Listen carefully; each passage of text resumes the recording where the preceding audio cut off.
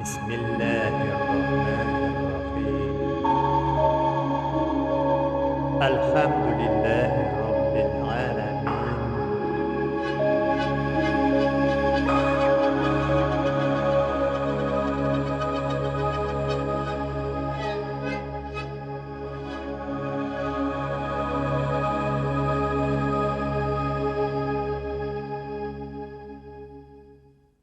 Assalamu alaikum wa rahmatullahi wa barakatuh.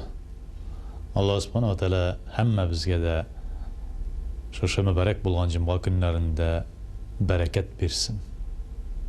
Ko'ngil tinchlig'i, jon tinchlig'i, g'oila tinchlig'i, g'oila barakati, ilkin tinchlig'i nasib etsin hamma bizga da. Eng birinchi so'zlarimiz de ko'ngil tinchlig'i, jon tinchlig'i. Rabbim g'oila bizga tinchlik, barakat bir, ilkinlari bizga tinchlik ber deb har doim duo qilganda shuni so'raymiz. Ne uchun? Baqtın ise kişinin ko'ngili, joni tinch bo'lmasa, oilesinde bereket bo'lmasa, ya'ni tinchsiz bo'lsa, ilkinlarinde her doim so'g'ishlar, shovshular bo'lib tursa, albatta kishiga yashavi bitta og'ir. Ko'ngil tinchlig'i eng birinchi. Chunki Alloh subhanahu va taolo men sizning tashqi qiyofatingizga qaramayman, menga tashqi qiyofatingiz kerak tugildi. Sizning ko'ngilingizga bag'anman. Ko'ngilingizni qarayman. Agarda ko'ngilingiz salomat ekan, u vaqtda men sizga rahmat qarashim bilan qarayman. Eskitkish so'zlar, ya'ni kishining nindi motor güçlü yoki shunday bütün kishilar orasida nurli bo'luvina bir nindi Alloh subhanahu va taolaning qanoatligi yo'q ekan. Alloh subhanahu va taolo sening nindidir kuchli bo'luvingga qanoat bo'lmay, motor kiyinganingga qanoat bo'lmay ekan, alla nindi motor so'zlar söylevingga qanoat bo'lmay ekan, eng birinchi sening ko'ngilingga baqa, ko'ngilingga qari, anda narsa bor. Tanışma tugilme. Emine şu ko'ngil tinchlantiruvin Allah subhanahu wa ta'ala o'zin zikr eterga qo'sha. Fazkurullah. Allah ta'alani zikr qilg'izdi.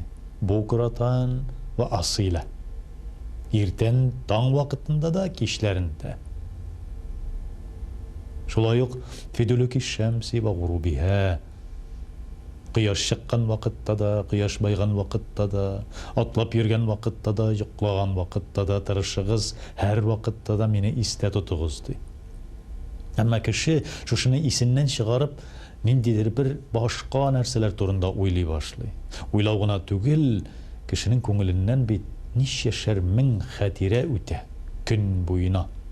Şu kun sayin şu xatiralarini Alloh subhanahu va taolo kishining ko'ngli osha o'tkazib, şu xatiralarini kishi turmushga oshirishga tirishadi.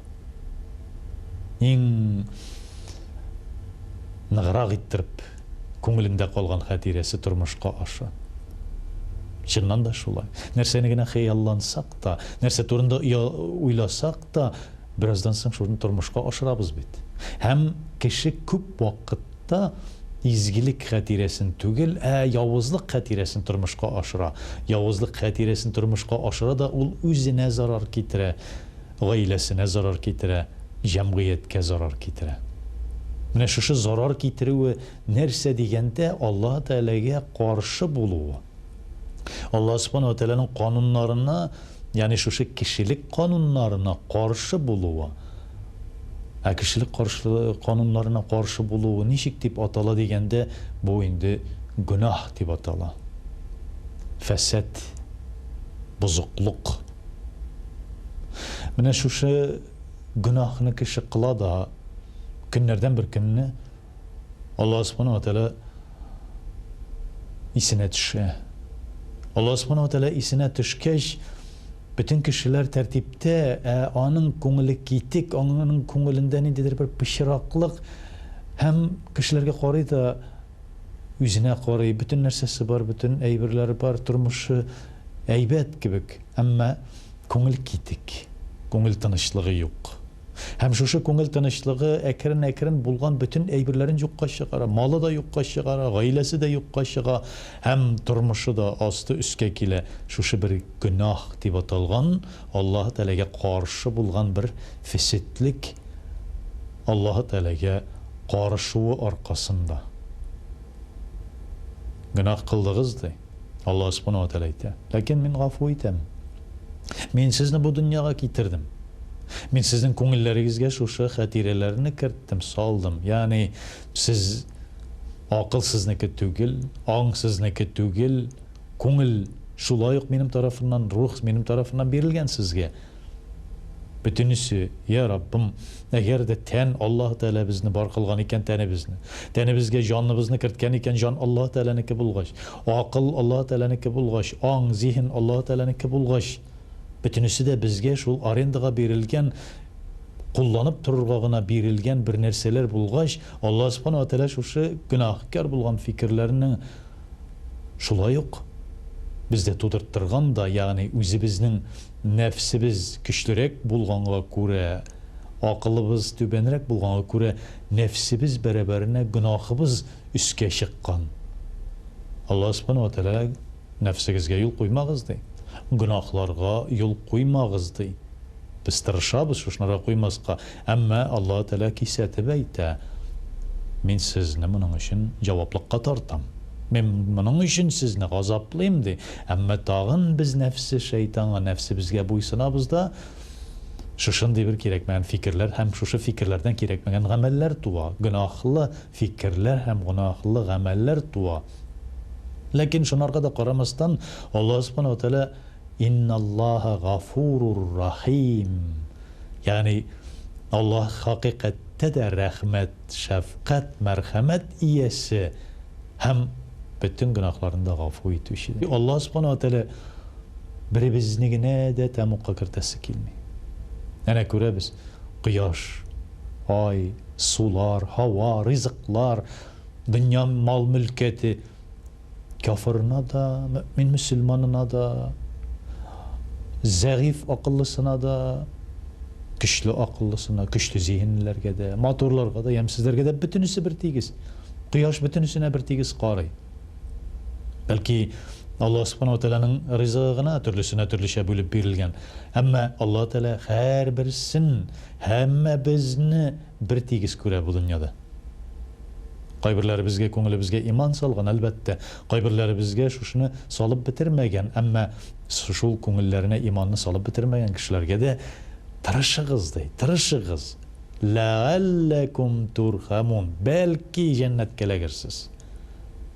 Мөмин мөселманнарга да, иман китергәннәргә дә җәннәткә кирдегез дип әйтми, ләалләкум. Бәлкем сез кирерсез ди. Бүтүнесенә бер тигез әйтә.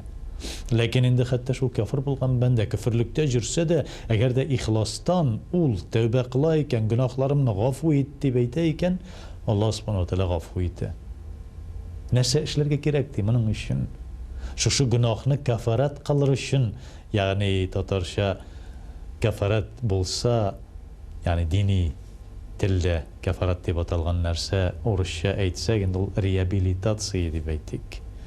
Гөнаһларны реабилитацияләү нинди рәвештә була? Аллаһ Тәалә ничек кафарат кылыр дигәндә, иң беренче үкенү. Кешеләр хәтта зур дәрәҗәдәге җинаятлар эшләгәннән соң да Аллаһ Субханаһу ва Тәалә гафу итәрмен ди. Әгәр дә ихластан үкенеп бүтән эшләмәскә дип Аллаһ Тәаләнән гафу сорап бүтән шушындый гөнаһларын эшләмәсәләр, иншалла Аллаһ Тәалә барыбызны да гафу итәр. Шуның бер мисалын гына әйтеп, Аллаһ Субханаһу ва Тәалә хәтта әллә нинди булган җинаятчыларны, нинди генә зур гөнаһ кылган гөнаһкарларны да гафу иткәнне без бәндәләр, адәм балалары, без бер-беребезне кайбер вакытта гафу итмәбез.